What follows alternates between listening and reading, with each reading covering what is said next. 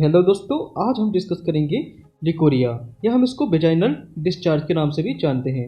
यहाँ पर जानेंगे इसकी मेडिसिन के बारे में और जानेंगे इसके कारण और क्या क्या सिम्टम्स यहाँ पर देखने को मिलते हैं। चलिए दोस्तों शुरू करते हैं। लिकोरिया लिकोरिया में दो शब्द हैं, पहला है लीको, दूसरा है रिया।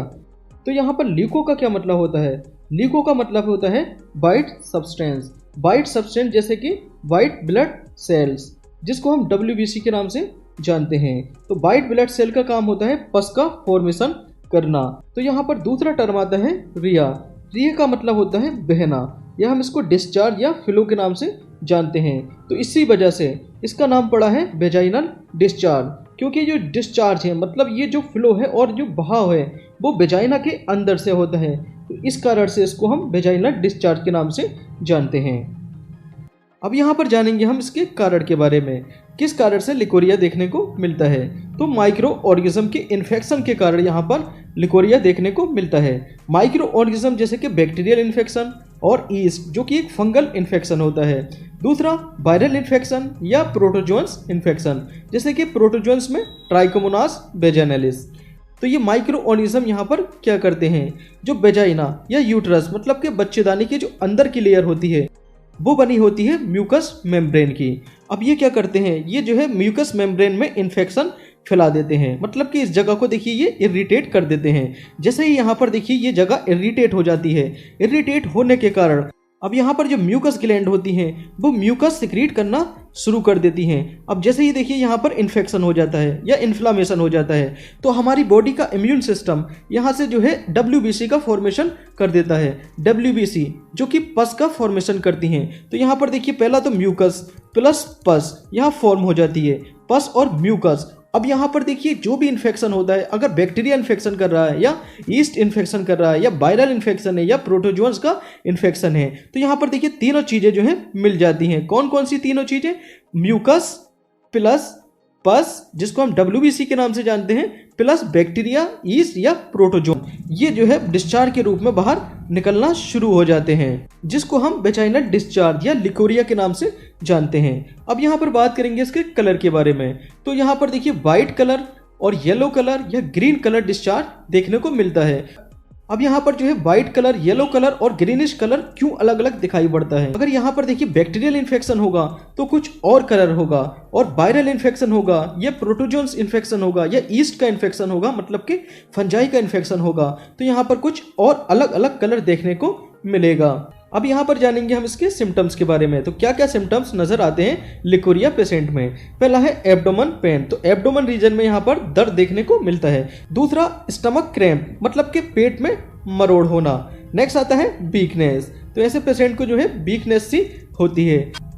नेक्स्ट आता है वेजाइनल डिस्चार्ज, तो यहाँ से म्यूकस, पस और माइक्रो ऑर्गेनिज्म का डिस्चार्ज होना शुरू हो जाता है। नेक्स्ट आता है ईचिंग एंड बर्निंग, तो यहाँ पर देखिए ईचिंग मतलब खुजली और बर्निंग मतलब होती है जलन। तो यहाँ पर जो पेशेंट होता है उसको पेशाब करने में भी जलन देखने को मिलती है। ओके, अब यहाँ पर बात करेंगे हम इसकी मेडिसिन के बारे में। तो कौन कौन सी मेडिसिन का यहाँ पर यूज़ किया जाता है?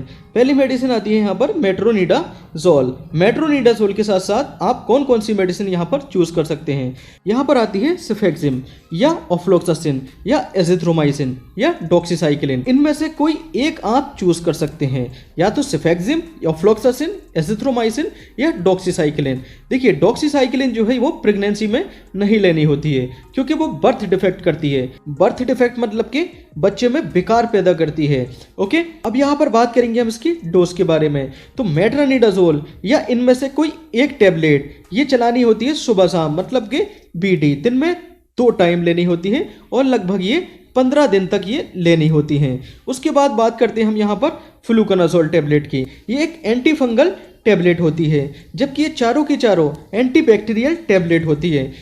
तो यहाँ पर फ्लूकोनाजोल की डोज के बारे में बात करेंगे, ये कैसे लेनी होती है। ये मेडिसिन पर डे 1 लेनी होती है और 1 दिन के इंटरवल में लेनी होती है, मतलब कि 1 दिन, फिर तीसरे दिन, 5वें दिन, 7वें दिन, 9वें दिन और इंटरवल में ये दवा लेनी होती है। या आप इसको 1 दिन या 5वें दिन या 9वें दिन इस टाइप से आप ले सकते हैं। ओके, नेक्स्ट मेडिसिन आती है कैंडिड CL।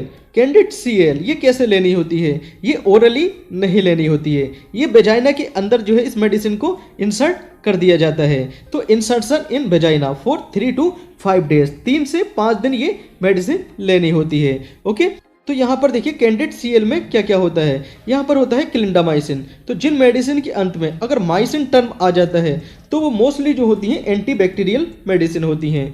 दूसरा होता है यहाँ पर क्लोट्राइमाजोल।